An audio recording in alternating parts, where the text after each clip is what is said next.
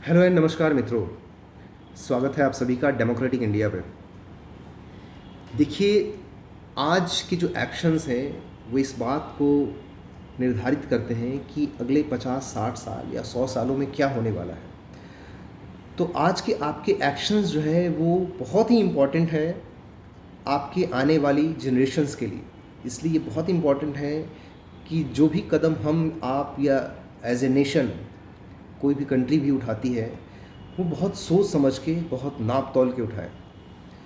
दुनिया में आज के टाइम अगर वर्ल्ड को देखें कि वर्ल्ड की प्रॉस्पेरिटी, वर्ल्ड का पीस और वर्ल्ड के नॉलेज का क्या होने वाला है, तो आज के हमारे कदम और आज के हमारे डिसीजंस देखिए, बिकॉज कंट्री इम्पॉर्टेंट तभी है क्योंकि कंट्री का कोई भी डिसीजन जो है वो अपने आप नहीं बनता।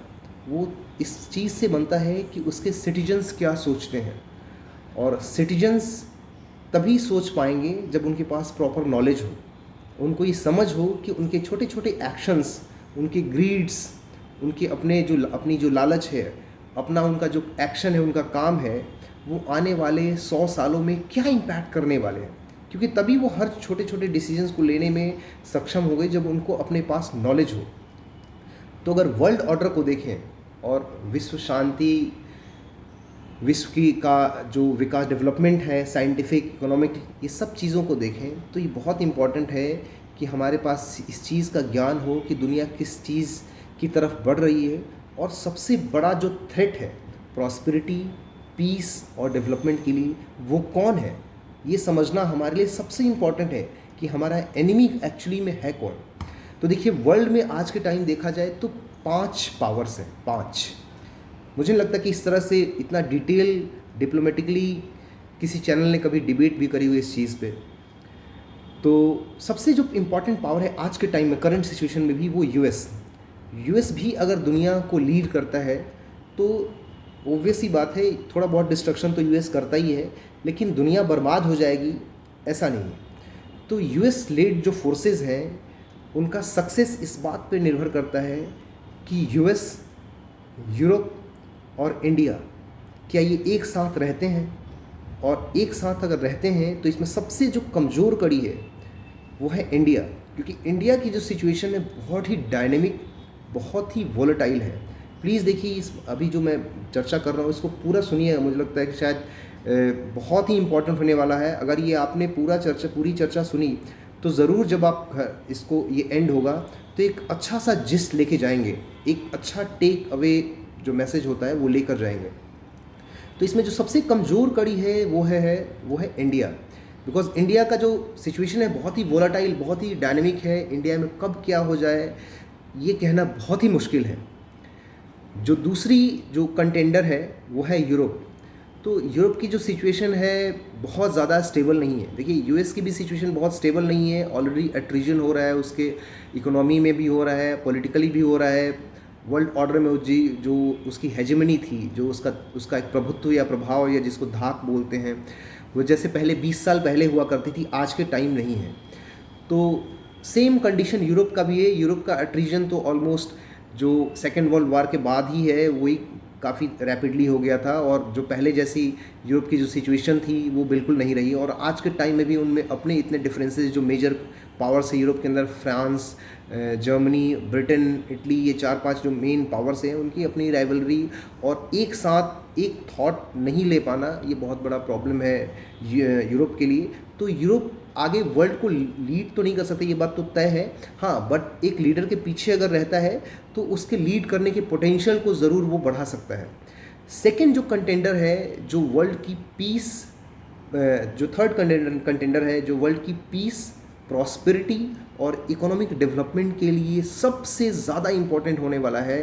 क्योंकि इस कंटेंडर का विन करना, जीतना शायद वर्ल्ड के लिए सबसे ज़्यादा फेवरेबल है। क्योंकि इंडिया एकमात्र ऐसी कंट्री है जिसने कभी किसी के ऊपर अटैक नहीं किया। हमेशा यहाँ साइंटिफिक डेवलपमेंट और प्रॉस्पेरिटी को लेके हमेशा ही जागृति रहती ही रहती है।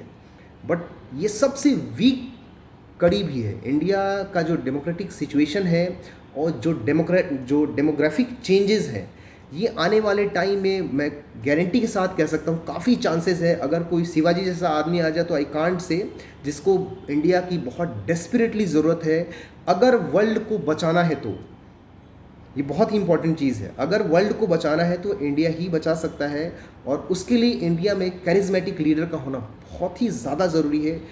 मैं पर्सनली मोदी जी से बहुत ज़्यादा ऐसा होपफुल नहीं हूँ कि शायद वो इस चीज़ को दे पाएँ। हाँ, ये वो कर सकते हैं कि शायद किसी इस तरह के लीडर को बनाने में शायद वो हेल्प कर पाएँ। तो बात कर रहे थे कि इंडिया का इस सिचुएशन में इमर्ज होना बहुत ही इम्पॉर्टेंट है, बिकॉज यही कंट्री है जो पीस, प्रॉस्पेरिटी और इकोनॉमिक डेवलपमेंट को आगे ले जा सकती है। लेकिन सबसे बड़ा प्रॉब्लम क्या है कि इंडिया के पास माइटी आर्मी होने के बावजूद जो यहाँ का डेमोक्रेटिक सेटअप है, जिस तरह की पॉलिटिक्स है, और आपको याद होगा कि यूएस के जो प्रेसिडेंट थे, एक्स प्रेसिडेंट, उन्होंने ये बात बोली थी कि काफ़ी चांसेस हैं कि इंडिया में सिविल अनरेस्ट हो जाए। देखिए, किसी भी कंट्री में अगर उसके जो टावरिंग फिगर है उस पर भी अगर एक मत नहीं हो, जैसे कि मान लीजिए कि अगर कोई एक बड़ा ग्रुप औरंगजेब को अपना हीरो मानता है और एक बड़ा ग्रुप औरंगजेब को सबसे बड़ा एनिमी मानता है, तो आप ये समझिए कि जो रिफ्ट की लाइन है वो कितनी चौड़ी है। क्या कभी दो कम्युनिटी एक हो सकती है? मुझे नहीं लगता कि अगर इस बात में इतना ज़्यादा डिफरेंस हो कि आप जिनको पूजते हैं, जिनको मानते हैं, उनमें इतना बड़ा डिफरेंस हो किसी कंट्री के दो बड़े कम्युनिटीज़ में, तो ये बात मान के चलिए कि 110% की कंट्री का डिवीज़न होना निश्चित है। इस बात को मेरी एकदम गारंटी लिख लीजिए आप लोग। तो अगर इस पे वर्क नहीं किया गया, अब ये कैसे करना होगा, एक बहुत बड़ा चैलेंज है, बहुत बड़ा। इसलिए मैंने बोला कि आपको शिवाजी जैसे लीडर की ज़रूरत होगी, क्योंकि इंडिया अगर इस चीज़ से जीत जाता है, क्योंकि अभी जो वर्ल्ड की पीस को जो सबसे बड़ा थ्रेट है वो इंडिया का डिमोलिश हो जाना ही है। क्योंकि जो सबसे बड़ा थ्रेट है वो है गजवाए हिंद, क्योंकि अगर गजवाए हिंद हुआ तो वर्ल्ड का टूटना, बिखरना और वर्ल्ड में अनरेस्ट फैल जाना, जैसा कि मेडिएवल एज में हुआ था या जैसा कि चंगेज खां के टाइम में हुआ था, ये होना तय मान के चलिए। दुनिया की कोई भी कंट्री इस चीज़ को रोक नहीं सकती। तो अगर पूरी दुनिया को बचाना है तो ये सिर्फ रिस्पॉन्सिबिलिटी इंडिया की नहीं है, ये आप लोग को बताना होगा कि पूरी दुनिया की रिस्पॉन्सिबिलिटी है कि इंडिया को सेफ गार्ड किया जाए। क्योंकि इंडिया अगर फॉल करा तो ये समझिए कि जो पावर जीतेगी उसके बाद दुनिया का कुछ होने वाला नहीं है। तो इंडिया का जीतना इस वर्ल्ड इकोनॉमिक सिचुएशन में बहुत ही ज़्यादा इम्पॉर्टेंट होने वाला है। उसके बाद जो एक और बड़ा कंटेंडर है वो है चाइना। चाइना की विन इस बात पे भी निर्भर करती है, या चाइना का कंटेंडर जो मतलब जो चाइना की जो सिचुएशन है या चाइना का प्रोग्रेस जो है वो इस बात पे भी निर्भर करता है, बहुत ज़्यादा निर्भर करता है कि इंडिया यूएस लेड कोalition को कितना कोऑपरेट करता है। अगर यूएस लेड अलायंस में इंडिया स्मार्टली अगर डील करता है, उससे कंप्लीटली फेवर ना भी करे, तो ऐसा करे कि चाइना बहुत ज़्यादा एग्रेसिव होके ना आगे बढ़ पाए, तो ही इंडिया के चांसेस हैं।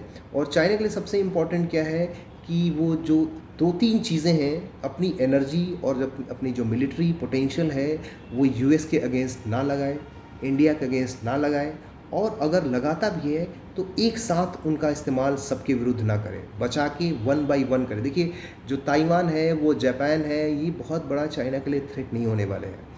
जो असली थ्रेट है वो union between European union, India और यूएस है। अगर ये एक साथ हो गए तो चाइना का आगे बढ़ पाना नेक्स्ट टू इम्पॉसिबल है। लेकिन जो पांचवी जो शक्ति है, जो ताकत है, जिसके बारे में अभी तक मैंने नहीं बताई, ये सबसे ज़्यादा इम्पोर्टेंट होने वाली है।